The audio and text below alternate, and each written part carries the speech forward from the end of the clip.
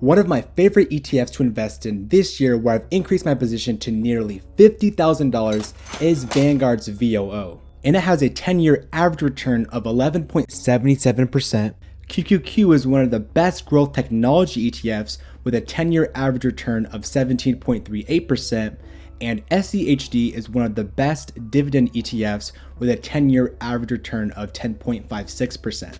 Having all three of these ETFs in one way or another is becoming one of the more popular ways to invest to have a highly diversified and high-performing investing portfolio. Now, if we had all three of these ETFs inside one portfolio, that would earn us around 13% per year, which beats the S&P 500, by the way, and invested $500 per month.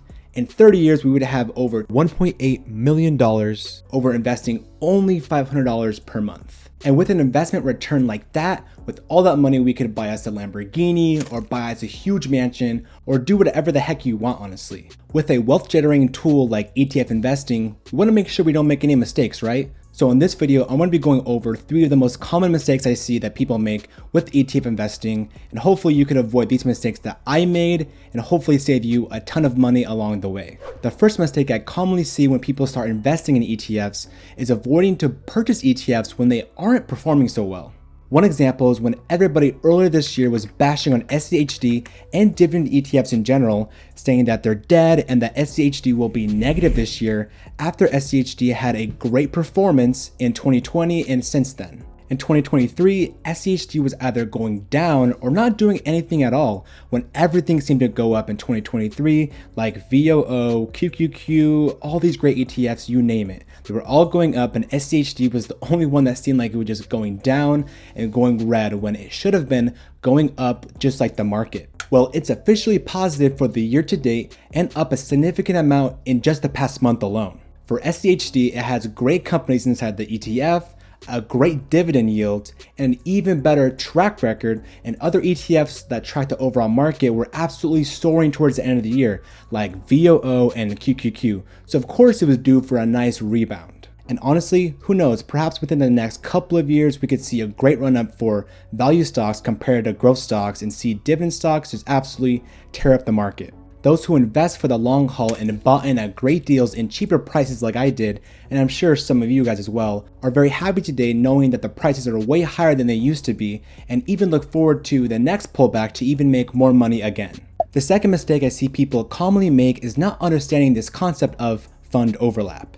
Fund overlap is when you invest in 2 or more ETFs and those ETFs have the same stocks inside of it. So for example, if I have QQQ and SCHG and both of those ETFs own Apple, then yes, I would in fact have fund overlap. So let's say I own large cap stocks like Vanguard's VOO and something in the tech sector like VGT. Now if we go to etfs.com, you'll see that the fund overlap is 29% by weight, which is relatively low, and by holding both of these funds, you're investing enough in different stocks of different sectors. Now for 2 broad index fund ETFs like VOO and VTI, then the fund overlap here is 86% by weight, which is really high and means that you're investing in almost the same thing, just in 2 different places. Now in my opinion of something with a super high fund overlap, for simplicity's sake, I'd say just choose one ETF and roll with it because you're practically getting the same exact thing. Now fund overlap isn't necessarily wrong or bad for your portfolio as some people might say. Some people think that having fund overlap is super bad for your portfolio because you should be more diversified, right? But they're incorrect. It's not bad at all to buy a stock in 2 different places if it's a good stock that's giving you great returns and maybe you want a little bit more exposure to that stock. Take QQQ and VOO. There's some fund overlap over 44% by weight and 84% of QQQ's holdings are in VOO. So by buying VOO, you're basically owning most of QQQ. However, what people fail to see is that the weight where with QQQ, we're getting more of Apple, Microsoft, Amazon, Nvidia, and Google. So even though most of QQQ's holdings are in VOO, it's okay to own both since you're getting a higher weighting in the technology sector, which is what drives QQQ's exceptional returns. The same logic can be applied to owning only VOO and owning Apple stock or Microsoft separately, even though it's already in VOO already.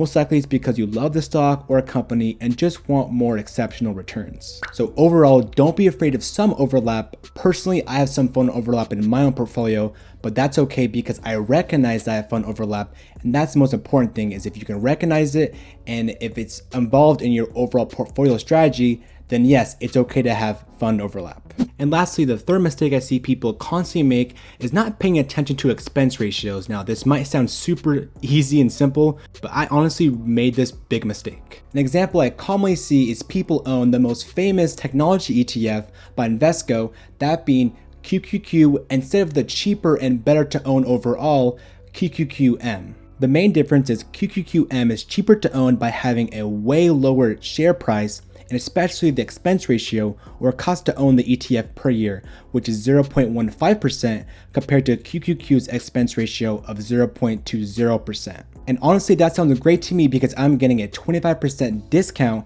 which is practically like Black Friday or Christmas time. So I pulled up a mutual fund calculator to see how these expense ratios really affects your portfolio return. So if we invested $500 per month into QQQ over a 30-year time horizon at a 12% rate of return with that 0.20% expense ratio, at the end of 30 years, we would have over $1.5 million and a cost of fees of $64,000. And if we bought the cheaper alternative of QQQM, at the end of the 30 years, we would have the same return of over $1.5 million. However, we would have dramatically less fees at over $48,000 compared to $64,000. So that opportunity cost is of course going to be you're going to be saving money, and that money could have been used to invest in different stocks or maybe different ETFs where we could have gotten a better return overall to have more money for retirement, probably more dividend income, and overall a better rate of return. Always check your expense ratio because I didn't really for QQQ and QQQM. I personally owned QQQ earlier on, and then I switched over to the cheaper QQQM, and I've been totally happy and satisfied with it. Guys, be sure to sign up for Frenetically right now using the link down below. They let you copy any trades I make related to my videos, as well as any personal stock and ETF ideas I may be considering from time to time that aren't ready for a dedicated video just yet. So anyone having a brokerage account at either TD or E-Trade can use Frenetically. It's such an easy and simple tool to use for us to vet different investment ideas and trade together. If you guys want to see what stocks I'm going to be buying in the future and right now, you guys can click the link down below. Now that concludes today's video, guys, and how you'll make over $100,000 by avoiding these common ETF investing mistakes for 2024. And hopefully we can go into the new year avoiding these mistakes. I definitely made some of these mistakes, and hopefully I prevented you guys from doing it, whether you're a new investor or maybe an experienced investor. Hopefully I saved you guys a ton of money, and in return, you'll make a ton of money by avoiding these mistakes. Now, if you guys like this video, give it a like because this Q puppy did, and comment down below an ETF mistake that you've made that you've corrected, or perhaps one of your favorite ETFs for 2024, or maybe even your outlook for 2024, because who knows what kind of year it's going to be. People say it's going to be a recession, there's going to be a huge stock market crash, or the stocks are going to absolutely soar and dividend stocks are going to be back and value stocks are going to be the next play. Honestly, I don't know. I want to see what you guys think. Hopefully you guys have a great rest of your day. I love you guys so much. Have a good one.